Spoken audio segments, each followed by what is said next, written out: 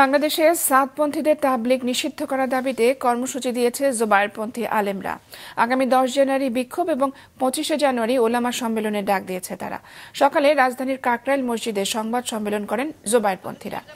সেখানে উপস্থিত হন হেফাজতে ইসলামের আমির মাওলানা আল্লামা শাহ মহিবুল্লাহ বাবুনগরী সহ অন্যান্য নেতারা। সংবাদ সম্মেলনে গত 17 ডিসেম্বর টঙ্গী ইজতেমা মাঠে সাতপন্থীদের হামলায় নিহত এবং আহত হওয়ার ঘটনায় জড়িতদের বিচারের দাবি জানানো হয়। অভিযোগ করা হয় দায়ীদের বিচারে গড়িমসি করছে সরকার।